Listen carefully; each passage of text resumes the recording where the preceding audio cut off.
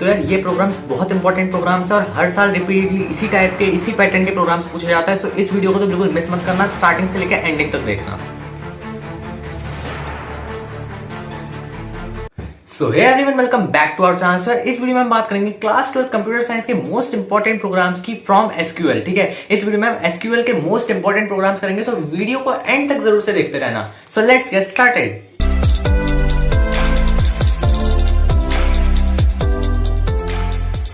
Sir सबसे पहले बात करें क्वेश्चन नंबर 1 की। क्वेश्चन नंबर जैसे आपको सामने स्क्रीन पे दिख रहा होगा, क्या है हमारा, हम रीड करते हैं तो फिर सिलेक्ट डेजिग्नेशन काउंट। तो फिर देखो सिलेक्ट के बाद जो भी लिखा हुआ होता है हमें हमेशा आउटपुट में वही लिखना होता है। तो ये वाला हमारा क्वेश्चन है आउटपुट बेस्ड। इसमें हमें जो प्रोग्राम देखा है उसका हमें आउटपुट निकालना है। तो फिर आउटपुट कैसे निकालेंगे, टेबल बना के निकालेंगे। तो डेजिग्नेशन काउंट सिलेक्ट करने को बोला है, किसमें से सिलेक्ट करने को बोला है, एडमिन वाली टेबल में से बोला है। कई बार हमें 2 टेबल दी हुई होंगी। मैं नीचे मैंने वाली क्वेश्चन भी दे रखे जिसमें हमने 2 टेबल दे रखी है। ठीक है, तो 2 टेबल्स पे कैसे करना है वो भी इस वीडियो में मैं बता दूंगा। ठीक है, तो सबसे पहले यहाँ पे डेजिग्नेशन काउंट फ्रॉम एडमिन एक ही टेबल दे रखी है, नीचे 2 टेबल दे रखी है, एक एडमिन और एक जेड स्कूल। ठीक है, तो फिर यहाँ पे एडमिन में से हमें क्या करना है, डेजिग्नेशन काउंट सिलेक्ट करना है, group by designation count having, और वही वाले डेजिग्नेशन काउंट लेना है जिसमें कि काउंट क्या है हमारा डेजिग्नेशन का लेस देन 2। ठीक है, मतलब भाई डेजिग्नेशन काउंट क्या होना चाहिए, एक बार ही आना चाहिए। लेस देन 2 मतलब भाई बस एक ही बार आना चाहिए। तो फिर भाई ऐसी डेजिग्नेशन जो कि सिर्फ एक ही प्रेजेंट हो, एक से ज्यादा बार वो डेजिग्नेशन नहीं होनी चाहिए। जैसे कि यहाँ पे आपको डेजिग्नेशन दिख रही होगी vice principal, coordinator, HOD, senior teacher, HOD. तो फिर यहाँ पे सिर्फ वाइस प्रिंसिपल एक ही बार है,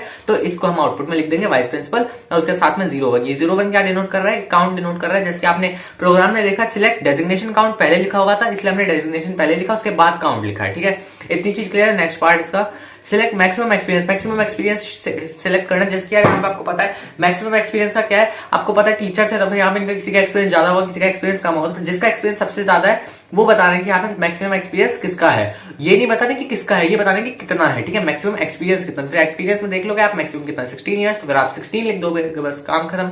नेक्स्ट सब पार्ट आपका इसका select teacher from school where experience is greater than 12 order by teacher. Order by teacher का मतलब भाई हमें ऑर्डर बाय टीचर लिखना पड़ेगा। प्रोग्राम अगर हम बनाते हैं तब जाके ऑर्डर बाय टीचर है। ऑर्डर बाय टीचर मतलब होता है भाई जिस टीचर का ज्यादा एक्सपीरियंस है उसको हम ऊपर लिखेंगे, जिस टीचर का कम एक्सपीरियंस है उसको हम नीचे लिखेंगे। मींस एक टाइप से हमारा डिसेंडिंग ऑर्डर्स में। ठीक है, तो यहाँ पे हमारा select teacher from school, teacher select करें जिसका एक्सपीरियंस 12 साल से ज्यादा का, 12 साल से ज्यादा का। सिर्फ आपको इस टेबल में 2 ही टीचर का दिख रहा होगा, एक है हमारा उमेश सर, एक है हमारी यशराज सर। तो उमेश सर का 16 है, यशराज सर का 15 है, तो फिर इन दोनों के ही नाम हम नीचे लिख देंगे। फोर्थ पार्ट इसका है हमारा सिलेक्ट काउंट फ्रॉम, हमें काउंट को सिलेक्ट करना है, काउंट और जेंडर 2 चीज सिलेक्ट करनी है। किसमें से, एडमिन वाले ग्रुप में से, एडमिन, और क्या करना है ग्रुप बाय जेंडर के हिसाब से ग्रुप करना है और बताना कि कौन सा कितने बार आया है। तो फिर यहाँ पे आपको दिख रहा होगा कि भाई हमारा मेल जो है हमारा 1 2 3 4 5 बार आया है और फीमेल आपका 2 बार आया है। तो यही चीज आप पहले काउंट लिख दोगे 5, उसका सामने लिख दोगे मेल, एंड 2 बार लिख दोगे आप, 2 का काउंट हो जाएगी आपकी फीमेल की और सामने लिख दोगे आप फीमेल। बस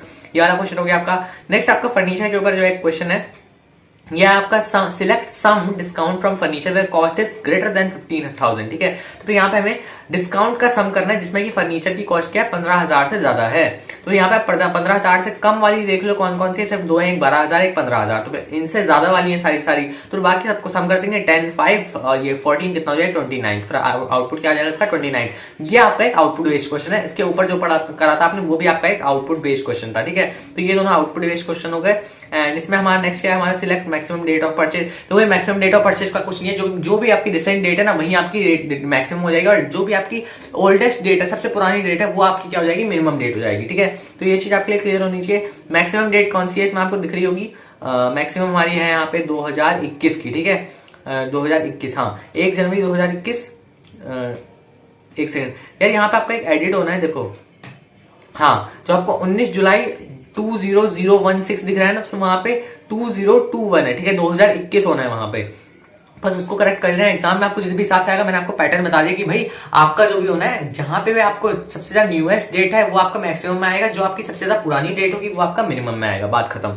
नेक्स्ट आपका क्या है यहाँ पे, select date of purchase from furniture where select start from furniture. तो वो फर्नीचर और फ्रॉम और फर्नीचर यहाँ पे इन्होंने एक साथ कर दिया, इस वजह से यहाँ पे तो हमारा कोई भी आउटपुट नहीं आने वाला। बट अगर ये अलग अलग होते, सही तरीके से कोड लिखा हुआ होता, तो फिर हमें क्या करना होता, 5 से ज्यादा होना चाहिए डिस्काउंट जो है, ग्रेटर देन 5 एंड फील्ड जो होती है 50%। अब देखो 5 से ज्यादा डिस्काउंट किसमें आपका 5 से पहले तो टी वाला देख लो भाई, हमें ऐसी FID किसका क्या होनी चाहिए, टी परसेंटेज, मतलब टी से ज्यादा, टी के पीछे कुछ भी लगा लो, आगे से एक फर्स्ट लेटर हमारा टी होना चाहिए, ठीक है। तो यहाँ पे कौन सा दिख रहा है आपको, 2 दिख रहा है मुझे, एक T006 और एक T010। तो फिर इन दोनों में से हमारा 5 से ज्यादा डिस्काउंट किस में है, हाँ नीचे वाले में T006 में हमारा 5 से ज्यादा डिस्काउंट है, तो हमारा यहाँ पे इसका आ जाता है ये वाला आंसर, ठीक है। तो भाई इस वाले की पूरी स्टार वाली लाइन है, पूरी लिख देते हैं T00 कंसोल टेबल, ठीक है। बट यहाँ पे हमारा इस टाइप का क्वेश्चन नहीं है। नेक्स्ट हमारा देखते हैं यहाँ पे, नेक्स्ट भी हमारा date of purchase from furniture where name in, देखो डाइनिंग टेबल और कंसोल टेबल का आपको दिख रहा है, डाइनिंग टेबल आपको नेम यहाँ पे कहाँ पे दिख रहा है, डाइनिंग टेबल आपको दूसरे नंबर पे है, कंसोल टेबल आपको सेकंड लास्ट है,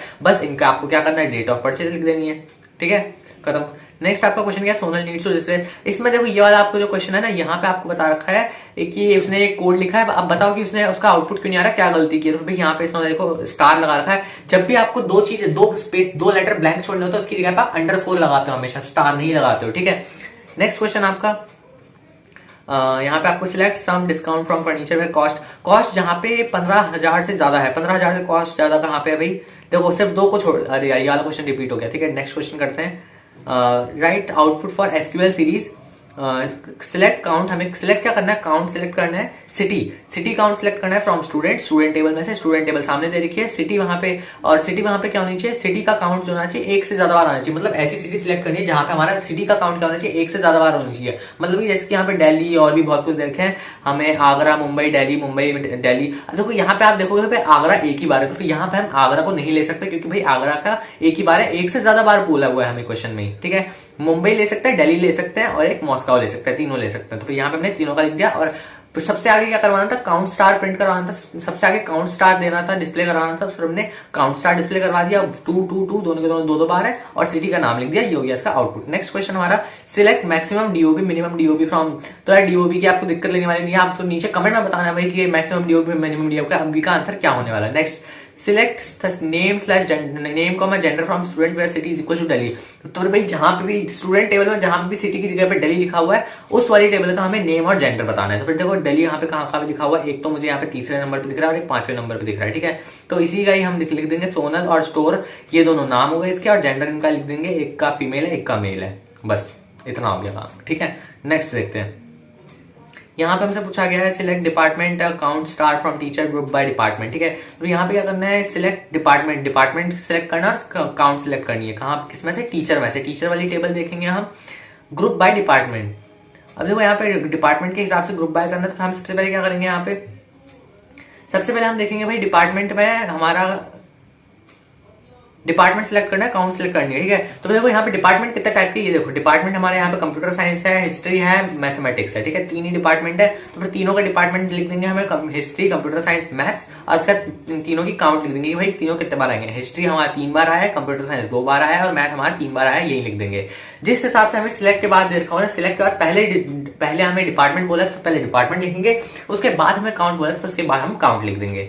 नेक्स्ट क्वेश्चन हमारा, यहाँ पे हमारा मैक्सिमम, यहाँ पे हमें क्या पूछा गया है, सिलेक्ट मैक्सिमम डेट। देखो ये हमें आपके इजी क्वेश्चन है, हमें जब मैक्सिमम या फिर मिनिमम डेट सिलेक्ट करनी है तो फिर ये तो आपको अच्छे से आता है, ये भी आप मुझे नीचे कमेंट में बताना। And select teacher name select करना है, ये वाला देखो ये थोड़ा सा ट्रिकी क्वेश्चन है, इसमें आपको थोड़ा दिमाग लगाना पड़ सकता है। Select teacher name teacher department posting from teacher posting where teacher department is equal to posting. देखो यहाँ पे हमें क्या करना है, हमें टीचर नेम सिलेक्ट करना है, टीचर डिपार्टमेंट सिलेक्ट करना है, पोस्टिंग प्लेस सिलेक्ट करना है, 3 चीज सिलेक्ट करनी है। किसमें से सिलेक्ट करनी है, टीचर और पोस्टिंग दोनों में से, जहां पे हमारा टीचर डिपार्टमेंट जो है पोस्टिंग डिपार्टमेंट के इक्वल है। यहाँ पे मैं पहले बता दिया, देखो जब 2 टेबल दे रखे होते हैं ना, दो टेबल का यूज करके कोई भी चीज निकालनी होती है तो फिर हमें दोनों में से कोई ना कोई एक सिमिलर टेबल निकालनी पड़ती है, सिमिलर हमें डोमेन निकालना पड़ता है। जैसे यहाँ पे डिपार्टमेंट दोनों में सेम है तो फिर यहाँ पे क्या हो जाएगा, ये कॉमन हो जाएगा, ठीक है।